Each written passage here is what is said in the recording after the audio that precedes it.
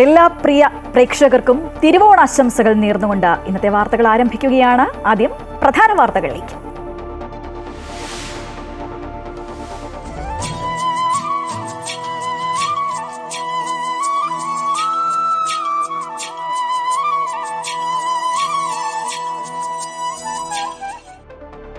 സന്തോഷത്തിന്റെയും സമൃദ്ധിയുടെയും ആഘോഷത്തിമിർപ്പിൽ മലയാളികൾ.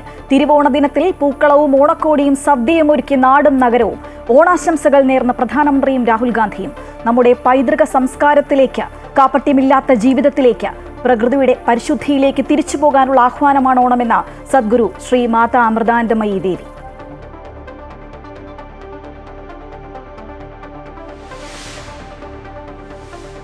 സംസ്ഥാനത്ത് ഈ ഓണ സീസണിൽ മദ്യം വിറ്റത് റെക്കോർഡിലേക്ക്. 10 ദിവസം കൊണ്ട് ബെവ്കോ ഷോപ്പുകളിലൂടെയും വെയർഹൌസുകളിലൂടെയും വിറ്റത് 826 കോടി 38 ലക്ഷം രൂപയുടെ മദ്യം. കഴിഞ്ഞ വർഷത്തേക്കാൾ 50 കോടി രൂപയുടെ അധിക വിൽപ്പന. ഉത്രാട ദിനത്തിൽ മാത്രം കുടിച്ചത് 137 കോടിയുടെ മദ്യം. വിൽപ്പനയിൽ ഒന്നാമത് കരുനാഗപ്പള്ളി ഔട്ട്ലെറ്റ്.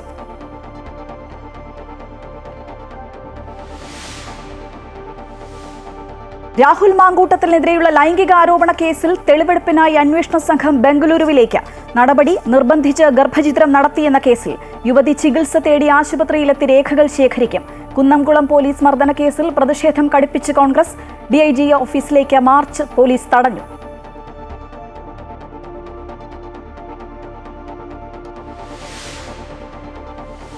GST പരിഷ്കാരങ്ങളെ സംബന്ധിച്ചുള്ള കോൺഗ്രസ് കേരള ഘടകത്തിന്റെ എക്സ്പോസ്റ്റ് വിവാദത്തിൽ. വിവാദമായത് BD-യും ബീഹാറും ബിയിലാണ് തുടങ്ങുന്നതെന്നും ഇതിനെ ഇനി പാപമായി കണക്കാക്കാനാകില്ല എന്നുമുള്ള പോസ്റ്റ്. ബീഹാറിനെ മുഴുവൻ അപമാനിച്ചു എന്ന് BJP.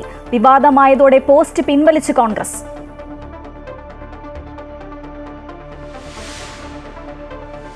ലോകകപ്പ് യോഗ്യതാ മത്സരത്തിൽ അർജന്റീനയ്ക്ക് ജയം. 3 ഗോളുകൾക്ക് വെനസ്വേലയെ തോൽപ്പിച്ചു.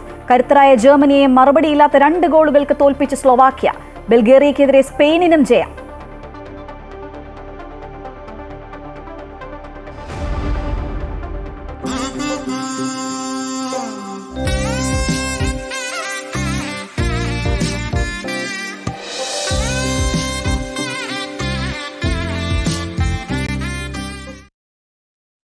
ഒത്തുചേരലിന്റെയും പ്രതീക്ഷയുടെയും ഒരുമയുടെയും ദിനം കൂടിയാണ് തിരുവോണം.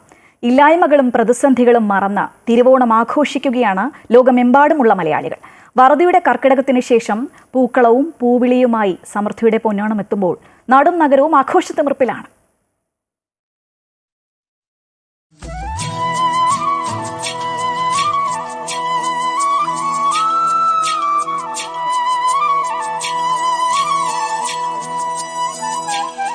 ഗൃഹാതുര സ്മരണകളുടെ തിരയിളക്കമാണ് മലയാളികൾക്ക് എന്നും ഓണം.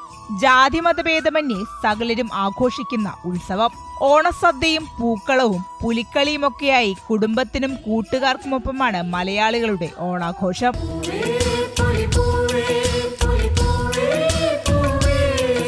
വാമനൻ പാതാളത്തിലേക്ക് ചവിട്ടിത്താഴ്ത്തിയ മഹാബലി രാജാവ് തന്റെ പ്രജകളെ കാണാൻ എത്തുന്നു എന്നതാണ് ഓണക്കാലത്തെക്കുറിച്ചുള്ള ഐതിഹ്യം.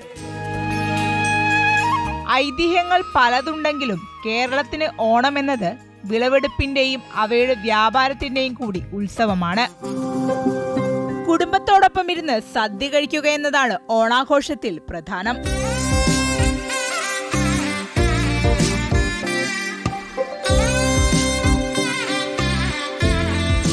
മരുമക്കളും അമ്മായിമാരും മരുമക്കളും എല്ലാവരും ഒത്തുകൂടി ഭക്ഷണമൊക്കെ കഴിക്കുക. സദ്യ തന്നെയാണ് പ്രധാനം. സദ്യക്ക് എല്ലാ കറികളും ഉണ്ടാവും. എല്ലാവരും ഒന്നിച്ചിരുന്ന് പച്ചക്കറികളൊക്കെ അരിഞ്ഞ് അതൊരു ഉത്സവം തന്നെയായിരുന്നു ശരിക്കും അന്നത്തെ.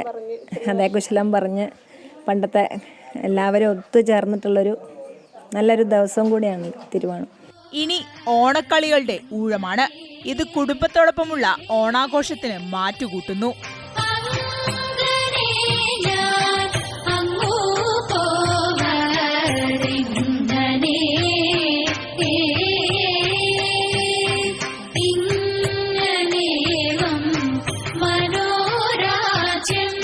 നിറവിന്റെയും പരിശുദ്ധിയുടെയും തുമ്പപ്പൂവിന്റെയും നൈർമല്യത്തോടെ പൊന്നോണത്തെ വരവേൽക്കാം.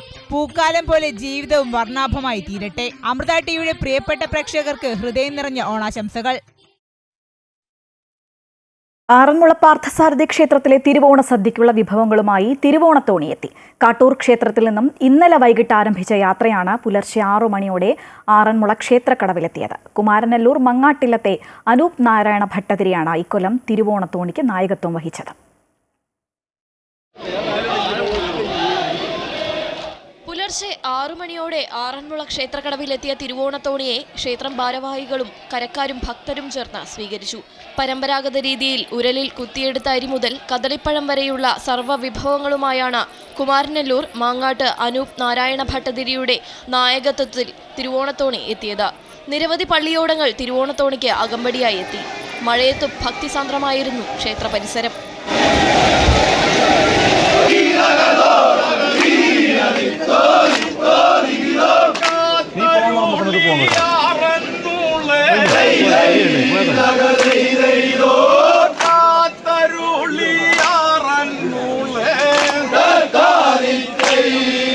കാട്ടൂർ ശ്രീ മഹാവിഷ്ണു ക്ഷേത്രത്തിൽ നിന്നും കൈമാറിയ വിളക്ക് ആറന്മുള ശ്രീ പാർത്ഥസാരഥി ക്ഷേത്രത്തിലെ കെടാവിളക്കിലേക്ക് അഗ്നിയായി പകർന്നു. ഇതിനുശേഷം ക്ഷേത്രത്തിലെ പതിവ് പൂജകൾ ആരംഭിച്ചു. വൈകിട്ട് അത്താഴ പൂജയ്ക്ക് ശേഷം കിഴി സമർപ്പിച്ചാണ് മാങ്ങാട്ട് ഭട്ടതിരിയുടെ മടക്കം. ഇനി ഉത്രട്ടാതി വള്ളം കളിക്കായുള്ള ഒരുക്കത്തിലാണ് ആറന്മുള ദേശക്കാർ. അമൃത ന്യൂസ്, പത്തനംതിട്ട. അയ്യപ്പസ്വാമിയുടെ അനുഗ്രഹത്തോടെ ശബരിമല സന്നിധാനത്ത് തിരുവോണ പുലരിയെ വരവേറ്റ ഭക്തർ.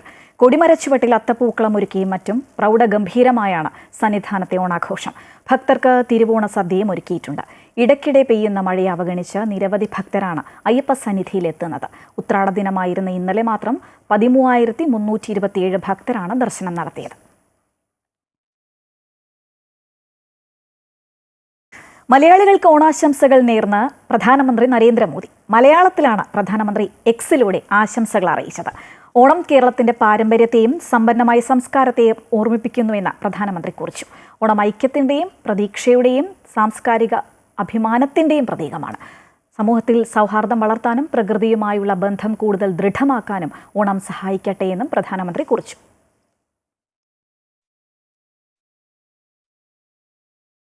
ലോകമെമ്പാടുമുള്ള മലയാളികൾക്ക് രാഹുൽ ഗാന്ധിയും ഓണാശംസകൾ നേർന്നു. Wishing every single person in Kerala and every Malayali across the world a very, very happy Onam. Much love to everybody, and I hope everybody has a very, very lovely day. Thank you. Onam സ്നേഹബന്ധങ്ങളുടെ ആഘോഷമാണെന്ന് Sadhguru Shrimata Amritanandamayi ദേവി. ഓണമെന്ന് കേട്ടാൽ ലോകമെമ്പാടുമുള്ള മലയാളികളുടെ ഹൃദയത്തിൽ മധുരിക്കുന്ന 1000 ഓർമ്മകൾ ഓടിയെത്തും. ഭാരതീയമായ ആഘോഷങ്ങളുടെ യഥാർത്ഥ ഉദ്ദേശം മനുഷ്യരെ ഈശ്വരചിന്തയിലേക്കും ഈശ്വരഭക്തിയിലേക്കും ഉയർത്തുക എന്നതാണ്. നമ്മുടെ പൈതൃക സംസ്കാരത്തിലേക്കും കാപട്യമില്ലാത്ത ജീവിതത്തിലേക്കും പ്രകൃതിയുടെ പരിശുദ്ധിയിലേക്കും തിരിച്ചു പോകാനുള്ള ആഹ്വാനമാണ് ഓണമെന്നും അമ്മ പറഞ്ഞു. ഓണമെന്ന് കേട്ട ലോകമെമ്പാടുമുള്ള മലയാളിയുടെ ഹൃദയത്തിൽ 1000 മധുരിക്കുന്ന ഓർമ്മകൾ ഓടിയെത്തും. മനസ്സൊരു പൂങ്കാവനമാവും. അതിനുള്ളിൽ തേനുണ്ണാൻ ഓടുന്ന ചിത്രശലഭങ്ങളെ പോലെ മനസ്സ് ആഹ്ലാദത്തിൽ പാറിപ്പറക്കും. പ്രായഭേദമില്ലാതെ എല്ലാവരും കൊച്ചു കൊച്ചു കുഞ്ഞുങ്ങളെ പോലെ ആവും.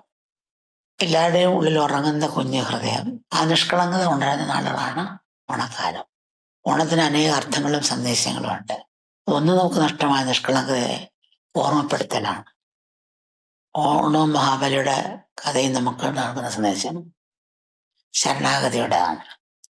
നമ്മൾ വെട്ടിപ്പിടിച്ചതും സ്വന്തമെന്ന് കരുതിയതിനും നമ്മെ രക്ഷിക്കാൻ കഴിയില്ലെന്ന് തിരിച്ചറിയുമ്പോൾ മഹാബലി വാമന മുമ്പിൽ തലകുനിച്ചതുപോലെ അവിടത്തേച്ച് നടക്കട്ടെ എന്നൊരു ഭാവം നമുക്കായി വരും. അവസ്ഥയാണ് എല്ലാം പറഞ്ഞുള്ള ശരിയായ ആഘോഷം. ഒരുമയുടെയും പങ്കുവയ്ക്കലിൻ്റെയും ഭക്തിയുടെയും ഈശ്വര സമർപ്പണത്തിൻ്റെയും അങ്ങനെ അനേക മൂല്യങ്ങളുടെ സന്ദേശമാണ് തിരുവോണം വന്നെത്തുന്നത്. ഭാരതീയ ആഘോഷങ്ങളുടെ എല്ലാം യഥാർത്ഥ ഉദ്ദേശം മനുഷ്യ ഈശ്വരചിന്തയിലേക്കും ഈശ്വരഭക്തിയിലേക്കും ഉയർത്തുക എന്നുള്ള സന്തോഷം, സഹജീവി സ്നേഹം, ഭക്തി ഇവയെല്ലാം ഒരുമിച്ച് നിൽക്കുന്ന ഗുണങ്ങളാണ്. ശരിയായ ഭക്തിയുള്ളത് മാത്രമേ ജീവജാലങ്ങളോടുള്ള സ്നേഹം ഉണ്ടാവുള്ളൂ. അവിടെ മാത്രമേ നീണ്ടു നിൽക്കുന്ന ശാന്തിയും സന്തോഷവും ഉണ്ടാവുള്ളൂ. അതുകൊണ്ടാണ് ഓണാഘോഷത്തിൽ പങ്കുവയ്ക്കലിനും ഭക്തിക്കും ഒത്തൊരുമിച്ചുള്ള ആഹ്ലാദത്തിനും ഒരുപോലെ പ്രാധാന്യമുള്ളത്. നമ്മുടെ പൈതൃക സംസ്കാരത്തിലേക്ക്, കാപട്യമില്ലാത്ത ജീവിതത്തിലേക്ക്, പ്രകൃതിയുടെ പരിശുദ്ധിയിലേക്ക് തിരിച്ചു പോകാനുള്ള ആഹ്വാനമാണ് ഓണം. ഓണക്കാലത്ത് ചെടികളും വൃക്ഷങ്ങളും തങ്ങൾക്കുള്ളിലെ പൂക്കളെ ലോകത്തിന് വേണ്ടി പുറത്തെടുക്കുന്നത് പോലെ നമ്മുടെ ഉള്ളിലെ നന്മയെ നമുക്ക് ഉണർത്താം. മനസ്സിൽ മറ്റുള്ളവർ കൂടി ഇടം നൽകാം. അങ്ങനെ എല്ലാ ദിവസവും നമുക്ക് തിരുവോണമാക്കാം. നാടെങ്ങും പൊന്നിൻ തിരുവോണം ആഘോഷിക്കുമ്പോൾ ഇത്തവണയും ആശമാരുടെ ഓണം സെക്രട്ടേറിയറ്റിന് മുന്നിലെ സമരപ്പന്തലിലാണ്. പൂക്കളം ഒരുക്കി തിരുവോണനാളിലും പോരാട്ടത്തിന്റെ പ്രതീകമായി സമരപ്പന്തലിൽ ആശമാരുണ്ട്. തങ്ങളുടെ ആവശ്യങ്ങൾ പരിഗണിക്കും വരെ സമരം തുടരുമെന്നാണ് ആശമാരുടെ നിലപാട്. ആശമാർക്ക് ഐക്യദാർഢ്യം പ്രഖ്യാപിച്ച മാരത്തോൺ മാസ്റ്റർ പെരുന്നല്ലി കൃഷ്ണകുമാർ കണ്ണുകെട്ടിയുള്ള മാരത്തോണുമായി രംഗത്തെത്തി. 209 ദിവസമായി സെക്രട്ടേറിയറ്റ് പടിക്കൽ സമരവുമായി ആശമാരുണ്ട്. തിരുവോണനാളിലും നിലപാടിൽ മാറ്റമില്ല. പൂക്കളമൊരുക്കിയും മറ്റും തിരുവോണാഘോഷങ്ങളും സമരപ്പന്തലിൽ തന്നെ. തങ്ങളുടെ ആവശ്യങ്ങൾ ന്യായമാണെന്നും അത് പരിഗണിക്കും വരെ സമരം തുടരുമെന്നും ആശമാർ പറഞ്ഞു. ഞങ്ങൾ ഉന്നയിച്ചത് വളരെ ന്യായമായ ഡിമാൻഡുകളാണ്. അത് ഏറ്റവും ആവശ്യമായ ഡിമാൻഡുകളുമാണ് ഉന്നയിച്ചത്. അത് രണ്ടും നൽകാൻ ഗവൺമെന്റ് ഇതുവരെയും തയ്യാറായിട്ടില്ല. തീർച്ചയായിട്ടും ആ ഡിമാൻഡുകൾ വിജയിപ്പിച്ചുകൊണ്ട് മാത്രമേ സമരം അവസാനിക്കുകയുള്ളൂ. ആശമാർക്ക് പിന്തുണയുമായി മാരത്തോൺ മാസ്റ്റർ പെരുന്നേലി കൃഷ്ണകുമാർ 209 മിനിറ്റ് കണ്ണുകെട്ടിയുള്ള മാരത്തോണുമായി രംഗത്തെത്തി. ഈ സെക്രട്ടേറിയറ്റിന് മുമ്പിൽ സമരം നടത്തുന്ന ഈ ആശാ വർക്കർമാരുടെ പ്രശ്നത്തിനൊരു പരിഹാരം കാണുന്നതിന് വേണ്ടിയാണ് ഞാൻ ഇന്നത്തെ ഒരു ദിവസം തെരഞ്ഞെടുത്തത്. ഫെബ്രുവരി 10-നാണ് ആശമാരുടെ സമരം ആരംഭിച്ചത്. അമൃത ന്യൂസ്, തിരുവനന്തപുരം.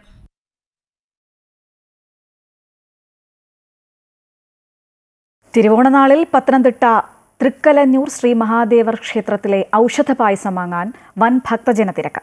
തിരുവോണത്തിനും ഭഗവാന്റെ തിരുനാളായ രോഹിണി നാളിലും മാത്രമാണ് പ്രത്യേകം ഇടിച്ചു പിഴിഞ്ഞ ഔഷധ പായസം നിവേദ്യം ഇവിടെ ലഭിക്കുക.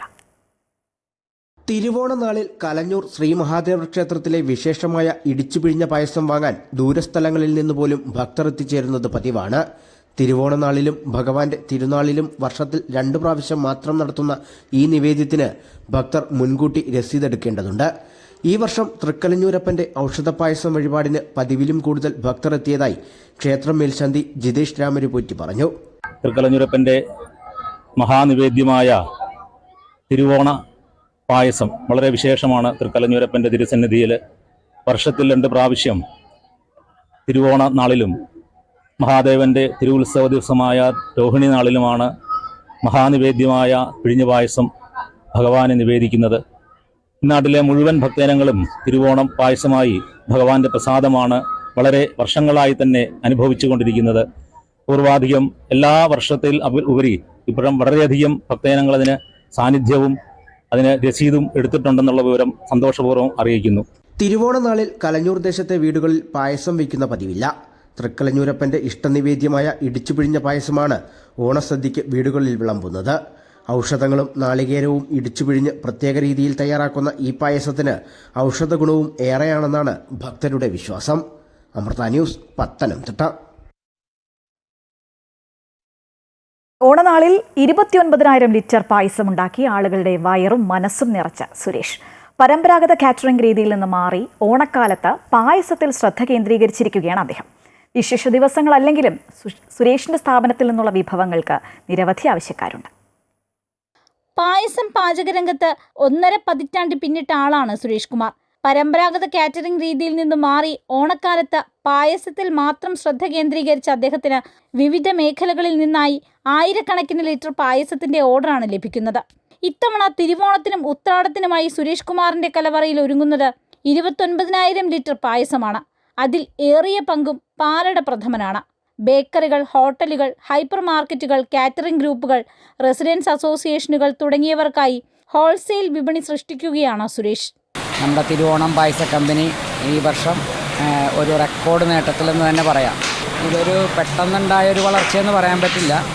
പായസ വിപണിയുടെ സാധ്യതകൾ നമ്മൾ ആദ്യമേ തന്നെ മനസ്സിലാക്കിയിരുന്നു. ഓരോ വർഷവും ഓർഡറുകൾ ഇങ്ങനെ കൂടിക്കൂടി വരികയാണ്. കോവിഡിന് ശേഷമുള്ള ഇതിൻ്റെ വളർച്ച നമുക്ക് പോലും ഒരു അത്ഭുതമായിരുന്നു. തിരുവോണ ദിനത്തിൽ 10,000 ലിറ്റർ പാലട പ്രഥമൻ ഉൾപ്പെടെ 17,000 ലിറ്റർ പായസമാണ് ഒരുക്കുന്നത്. പരിപ്പ്, ഗോതമ്പ്, പഴം, സേമിയ, അടപ്രഥമൻ തുടങ്ങിയ രുചികളിലാണ് മറ്റു പായസങ്ങൾ. കൊച്ചി കേന്ദ്രീകരിച്ച പ്രധാന പായസ വിതരണക്കാരായി മാറാൻ കുറഞ്ഞ കാലയളവിൽ സുരേഷിന്റെ തിരുവോണ പായസ കമ്പനിക്ക് കഴിഞ്ഞു. ചേർത്തലയിലെ സ്വന്തം വീടിനോട് ചേർന്നാണ് കലവറ ഒരുക്കിയിരിക്കുന്നത്. പ്രത്യേകം ഓർഡർ നൽകി നിർമ്മിച്ച 1500-1000 ലിറ്ററുകളിലുള്ള വലിയ പാത്രങ്ങളിലാണ് പാചകം. 60 തൊഴിലാളികളാണ് സുരേഷിനൊപ്പം ജോലി ചെയ്യുന്നത്. മിൽമയുടെ സഹായത്തോടെ ടാങ്കറുകളിലാണ് ആവശ്യത്തിനുള്ള പാൽ എത്തിക്കുന്നത്. അച്ഛൻ വേലായുധ കൈമളിൻ്റെയും വല്യച്ഛൻ ചന്ദ്രശേഖര കൈമളിൻ്റെയും പാരമ്പര്യം പിന്തുടർന്നാണ് സുരേഷ് കുമാറും പാചകരംഗത്തേക്ക് എത്തിയത്. കുമ്പളം രവിവർമ്മ തിരുമുൽപ്പാടിൻ്റെയും വിനായക അനന്തരാമസ്വാമിയുടെയും ശിഷ്യനായി പാചക വൈഭവം നേടിയ സുരേഷ് പാചകരംഗത്ത് 1/4 നൂറ്റാണ്ട് പിന്നിടുകയാണ്. അമൃത ന്യൂസ്, കൊച്ചി. കൊച്ചി തൃക്കാക്കര വാമനമൂർത്തി ക്ഷേത്രത്തിൽ ഭക്തരുടെ വൻ തിരക്ക്. വാമനന്റെയും മഹാബലിയുടെയും പ്രതിഷ്ഠയുള്ള ക്ഷേത്രമാണ് തൃക്കാക്കര. ഓണത്തിന്റെ തുടക്കം ഇവിടെയാണെന്നാണ് സങ്കല്പം. 20,000-ലധികം ആളുകൾക്കാണ് ഇവിടെ ഓണസദ്യ വിളമ്പുന്നത്. AT അശ്വതി തയ്യാറാക്കിയ റിപ്പോർട്ടിലേക്ക്. മലയാളികളുടെ ഓണം പിറക്കുന്നത് തൃക്കാക്കരയിലാണെന്നാണ് സങ്കല്പം. ഇതാണ് തൃക്കാക്കര വാമനമൂർത്തി ക്ഷേത്രം. ഇവിടെ 2 പ്രധാനപ്പെട്ട പ്രതിഷ്ഠകൾ, ഒന്ന് വാമനമൂർത്തിയും അതുപോലെ തന്നെ മഹാബലിയുമാണ്. അങ്ങനെ അത്യപൂർവ പ്രതിഷ്ഠയുള്ള ക്ഷേത്രമാണിത്. ഈ തൃക്കാക്കര എന്ന സ്ഥലത്തിന് തന്നെ ഓണവുമായി വലിയ ബന്ധമുണ്ട്. തിരുകാൽക്കര എന്നതാണ് പിന്നീട് ലോപിച്ച തൃക്കാക്കരയായത്.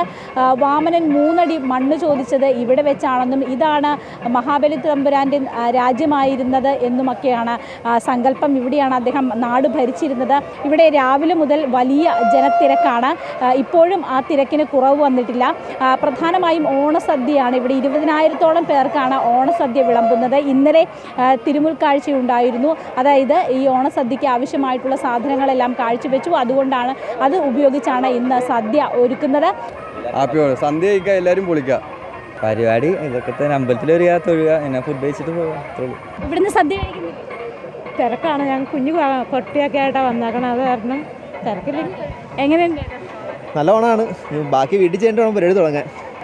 അങ്ങനെ നിരവധി ആളുകൾ ഇവിടെ ഈ ഏറ്റവും പ്രധാനപ്പെട്ട ഓണത്തോടനുബന്ധിച്ച് ഏറ്റവും പ്രധാനപ്പെട്ട ഈ ക്ഷേത്രം, ഇവിടെ ഓണം തുടങ്ങുന്ന ഇടം, ഇവിടേക്ക് എത്തി ഇവിടെ ക്ഷേത്ര ദർശനം കഴിഞ്ഞ് ഓണസദ്യയൊക്കെയുണ്ട് പോവുകയാണ്. എന്തായാലും വളരെ സന്തോഷത്തോടു കൂടിയാണ് ആളുകൾ ഓണം ആഘോഷിക്കുന്നത്. ഓണാഘോഷം ഇവിടെ അവസാനിക്കുന്നതില്ല. നാളെയും മറ്റന്നാളും ഒക്കെ ഓണം തന്നെയാണ്.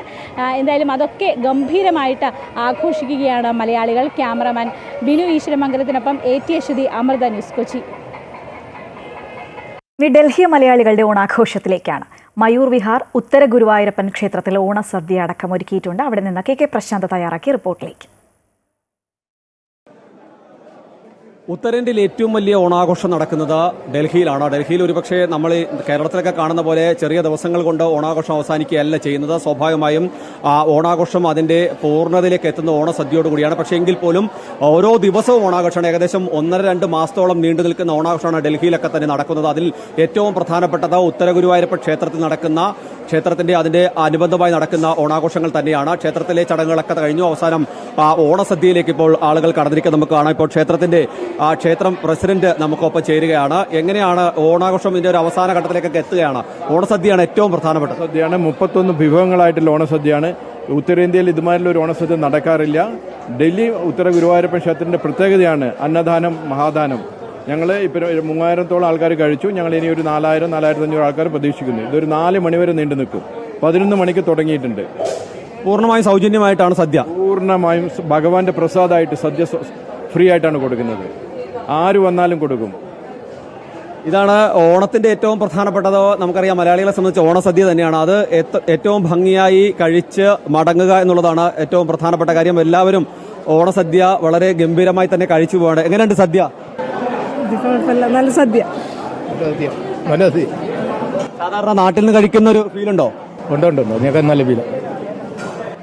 ഓണസദ്യ ഇങ്ങനെയാണ്. നമുക്കറിയാം, ചെറിയ കുട്ടികളൊക്കെ ഇരുന്ന് വളരെ വിഭവസമൃദ്ധമായ സദ്യ കഴിച്ച് ഒരു പപ്പടമൊക്കെ കഴിച്ച് അങ്ങനെ പോകുന്ന ഒരു കാഴ്ച നമുക്ക് കാണാൻ കഴിയുന്നത്. എല്ലായിടത്തും അങ്ങനെ തന്നെയാണ്. പൂർണ്ണമായും ഓണത്തിന്റെ ഒരു മൂഡിലാണ് ഡൽഹി ഉള്ളത്. ഡൽഹി നേരത്തെ നമ്മൾ സൂചിപ്പിച്ച പോലെ തന്നെ ഒരു തരത്തിലും അങ്ങനെ പെട്ടെന്ന് അവസാനിക്കുന്നതല്ല ഡൽഹിയിലെ ഓണം. എങ്ങനെയുണ്ട് ഓണം? അടിപൊളി. സദ്യ എങ്ങനെയുണ്ട്? സൂപ്പർ. ഏതായാലും ഇവിടെ കുറച്ച് നമുക്കറിയാം ന്യൂജൻ ആളുകളൊക്കെ തന്നെയാണ് ഈ ഓണത്തിന് അങ്ങനെ ന്യൂജനും പ്രായമുള്ള ആളുകളൊന്നും ഇല്ല. പക്ഷേ ഇവിടെ നമുക്ക് വിളമ്പുന്ന ആളുകളുണ്ട്. ഒപ്പം തന്നെ നിരവധിയായി ഇതിനോടൊപ്പം തന്നെ ചേർന്ന് നിൽക്കുന്ന ആളുകളൊക്കെ ഉണ്ട്. എങ്ങനെയുണ്ട് ഓണം? പൊളിയായോ? അടിപൊളി. സദ്യ എങ്ങനെയുണ്ട്? സദ്യ അടിപൊളി. നാട്ടിലെ ഓണമായിട്ട് നോക്കുമ്പോൾ ഇവിടുത്തെ ഓണത്തിലെ ഏറ്റവും നല്ല ഓണമാണ്. ഇതാണ് എല്ലാവർക്കും പറയാനുള്ളത്. സ്വാഭാവികമായും ഓണം അതിന്റെ ഒരു വലിയ ശരി പ്രശാന്ത്, എന്തായാലും ഓണത്തിന് സംസ്ഥാനത്ത് റെക്കോർഡ് മദ്യവിൽപ്പനയാണ്. 10 ദിവസം കൊണ്ട് 826 കോടി 38 ലക്ഷം രൂപയുടെ മദ്യമാണ് വിറ്റത്. ഉത്രാട ദിനത്തിൽ മാത്രം 137 കോടി 64 ലക്ഷം രൂപയുടെ മദ്യം വിറ്റു. കഴിഞ്ഞ വർഷത്തേക്കാൾ 50 കോടിയുടെ വർധനവാണ് മദ്യവിൽപ്പനയിൽ ഉണ്ടായിരിക്കുന്നത്. സംസ്ഥാനത്ത് ഏറ്റവും കൂടുതൽ മദ്യം വിറ്റത് കൊല്ലം ജില്ലയിലാണ്. കഴിഞ്ഞ 10 ദിവസത്തിൽ ബെവ്കോയിൽ മാത്രം 826 കോടി രൂപയുടെ മദ്യവിൽപ്പനയാണ് നടന്നിരിക്കുന്നത്. കഴിഞ്ഞ ഓണത്തിന് 776 കോടിയായിരുന്നു. ഇത്തവണ 50 കോടിയുടെ വർധനവാണ് ഉണ്ടായിരിക്കുന്നത്. ഉത്രാടം ദിനത്തിൽ മാത്രം 137 കോടിയുടെ മദ്യവിൽപ്പന നടന്നു. ഉത്രാടത്തിന് 6 ഔട്ട്ലെറ്റുകളിൽ 1 കോടി രൂപയിലധികം രൂപയുടെ വിൽപ്പന നടന്നു. കൊല്ലത്ത് 3 ഔട്ട്ലെറ്റുകളിലും ചാലക്കുടിയിലെ 2 ഔട്ട്ലെറ്റുകളിലും എടപ്പാളിലെ 1 ഔട്ട്ലെറ്റിലും വിൽപ്പന 1 കോടിക്ക് മുകളിലാണ്. ബെവ്കോയുടെ 284 ഔട്ട്ലെറ്റുകളിൽ കടനാഗപ്പള്ളി ഔട്ട്ലെറ്റിൽ നിന്നാണ് ഏറ്റവും കൂടുതൽ മദ്യം വിറ്റഴിച്ചത്. 1.46 കോടി രൂപയുടെ മദ്യം കടനാഗപ്പള്ളി ഔട്ട്ലെറ്റിൽ നിന്നും വിറ്റു. 6 ഔട്ട്ലെറ്റുകൾ 1 കോടി രൂപയ്ക്ക് മുകളിൽ മദ്യം വിറ്റു. കൊല്ലം കാവനാട് 1.24 കോടി, മലപ്പുറം എടപ്പാളിൽ 1.11 കോടി, ചാലക്കുടിയിൽ 1.7 കോടി, ഇരിങ്ങാലക്കുട 1.3 കോടിയുടെ മദ്യവുമാണ് 10 ദിവസം കൊണ്ട് വിറ്റഴിച്ചത്. സൂപ്പർ പ്രീമിയം ഷോപ്പുകളിലും റെക്കോർഡ് വിൽപ്പന നടന്നു. സൂപ്പർ പ്രീമിയം ഔട്ട്ലെറ്റുകളിൽ 67 ലക്ഷം രൂപയുടെ വിൽപ്പനയാണ് നടന്നത്. അമൃത ന്യൂസ്, തിരുവനന്തപുരം.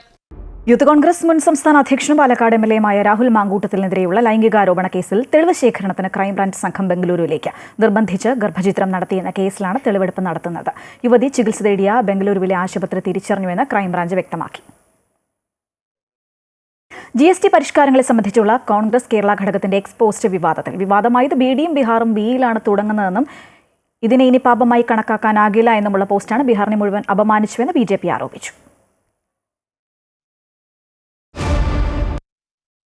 ലോകകപ്പ് യോഗ്യതാ മത്സരത്തിൽ കരുത്തരായ ജർമ്മനിക്ക് തോൽവി. മറുപടിയില്ലാത്ത 2 ഗോളുകൾക്കാണ് സ്ലോവാക്യ ജയിച്ചത്. അതേസമയം ബൾഗേറിയയെ സ്പെയിൻ തോൽപ്പിച്ചു. 3 ഗോളിനാണ് സ്പെയിന്റെ ജയം. മറ്റൊരു മത്സരത്തിൽ അർജന്റീന 3 ഗോളുകൾക്ക് വെനസ്വേലയെ തോൽപ്പിച്ചു. മെസ്സി 2 ഗോൾ നേടി. ഉച്ചവാർത്ത പൂർണ്ണമാവുകയാണ്. എല്ലാവർക്കും ഒരിക്കൽ കൂടി തിരുവോണ ദിനാശംസകൾ നേരുകയാണ്. കൂടുതൽ വാർത്തകൾ അമൃത ന്യൂസ് യൂട്യൂബ് ചാനലിൽ കാണാം. നമസ്കാരം.